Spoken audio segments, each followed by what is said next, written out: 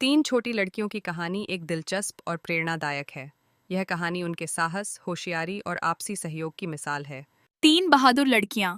एक गांव के पास तीन सहेलियां राधा, माया और नेहा अपनी गर्मी की छुट्टियों में हर दिन नई नई जगह घूमने जाती थीं। एक दिन उन्होंने गांव के पास के जंगल में जाने का फैसला किया। उनकी माओ ने उन्हें चेतावनी दी, जंगल में सावधान रहना और देर मत करना। लेकिन उत्साह में वे जंगल की ओर निकल पड़ी।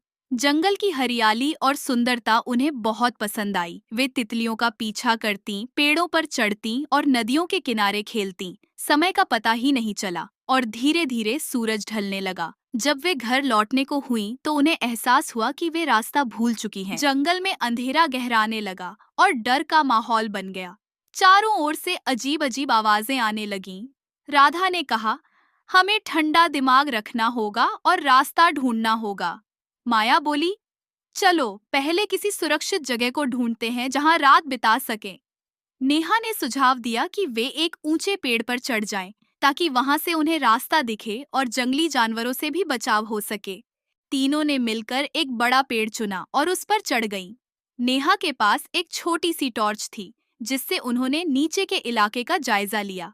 माया ने अपने साथ लाई हुई रोटी बांटी ताकि भूख न लगे। राधा ने आसपास से सूखी लकड़ियां और पत्ते इकट्ठा कर आग जलाने का विचार किया ताकि जानवर पास न आए। रात भर वे जागती रहीं और एक दूसरे को कहानियां सुनाकर हौसला बढ़ाती रहीं। सुबह होते ही उन्होंने सूरज की दिशा के आधार पर अनुमान लगाया और गांव की ओर चलने लगीं। चलते चलते उन्हें एक पगडंडी दिखाई दी जो उनके गांव की ओर जा रही थी। कई घंटे चलने के बाद वे सुरक्षित अपने घर पहुंच गईं। गांव के लोग उनका साहस और होशियारी देखकर हैरान रह गए। इस घटना के बाद उन्होंने समझा कि कठिनाइयों में भी शांत और एकजुट रहकर समस्या का हल निकाला जा सकता है। कहानी की शिक्षा साहस और शांत दिमाग से हर समस्या का हल होता है। मित्रता और आपसी सहयोग सबसे बड़ी ताकत है। प्राकृतिक परिस्थितियों में जिंदा रहने के लिए होशियारी और तैयारी जरूरी है।